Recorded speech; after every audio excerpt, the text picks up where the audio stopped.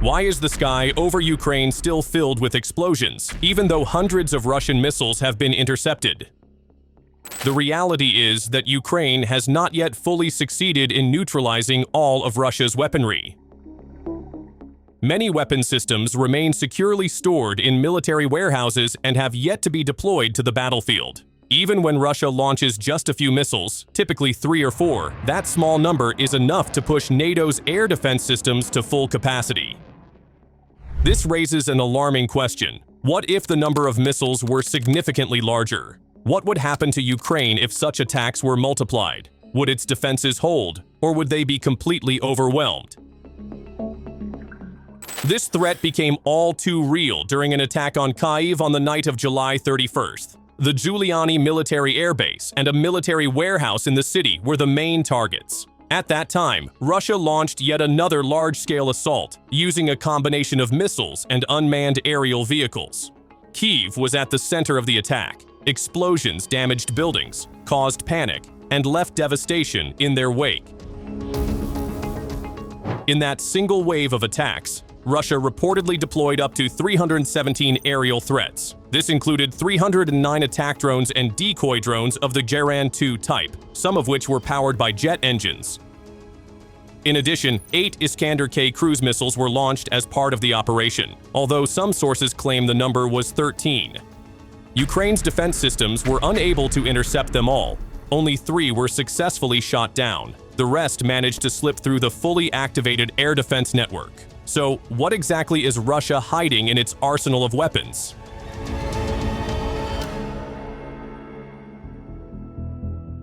The Iskander-K is one of Russia's flagship weapons, causing an extraordinary shock effect on the battlefield, especially in Ukraine. The main advantage of the Iskander-K lies in its missile's ability to be difficult to intercept, as clearly demonstrated in the attacks on Kyiv.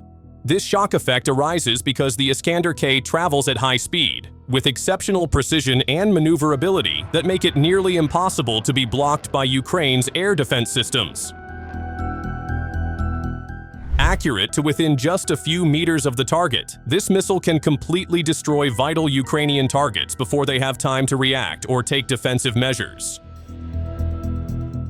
Launching the Iskander-K from the Kursk region, which directly borders Ukraine, also shortens the detection and reaction time for Ukrainian forces. The presence of launchers close to the front line means Ukrainian troops have very little time to detect, respond to, or launch counterattacks against these missiles. Additionally, the stationary and concealed land-based launch position makes the Iskander-K launcher very difficult for Ukrainian military surveillance systems to track.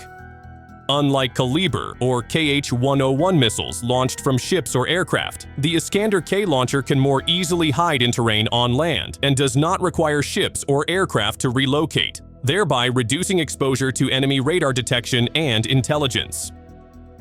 Meanwhile, Kh-101 missiles launched from aircraft must travel long distances and take about an hour to reach their targets, giving Ukraine sufficient time to monitor and organize defenses.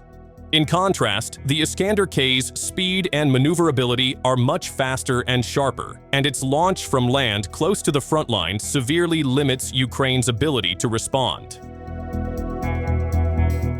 With production continuously ramped up, the Iskander system has not only become a deadly precision weapon for Russia on the Ukrainian battlefield, but also a strategic tool that provides significant leverage against enemy infrastructure and defenses, while causing unpreparedness and chaos on the opposing side due to sudden and effective strikes. The shock effect and technical superiority of the Iskander-K demonstrate the real strength of the Russian military in exerting significant pressure on the enemy during the conflict. Now let's take a closer look at what lies within the Iskander-K.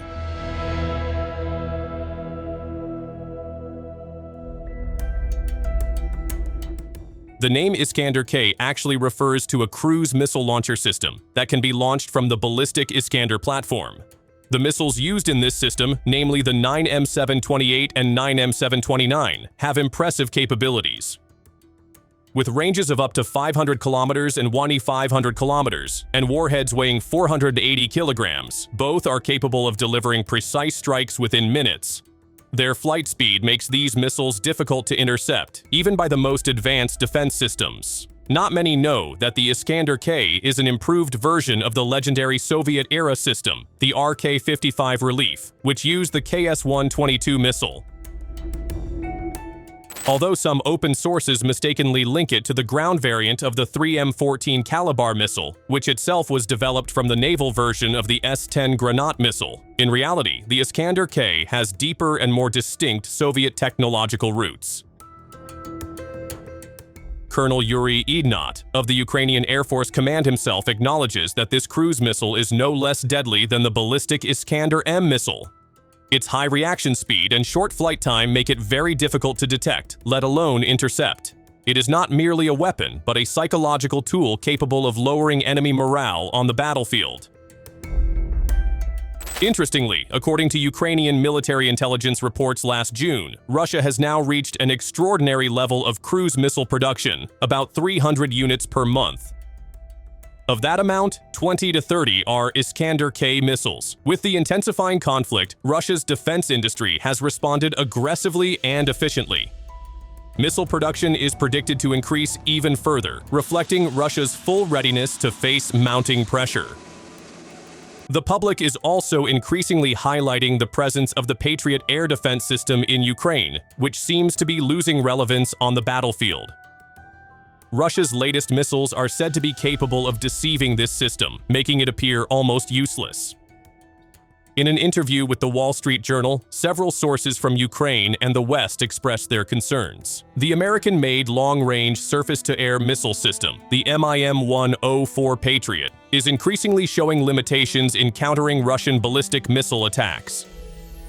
Does it make sense to continue sending this system as part of military aid, especially since the Patriot is one of the most expensive military vehicles currently used by Ukraine?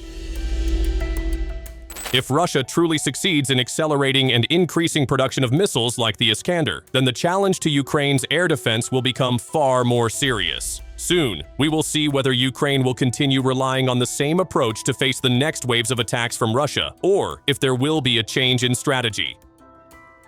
That's all for today, and thanks for watching.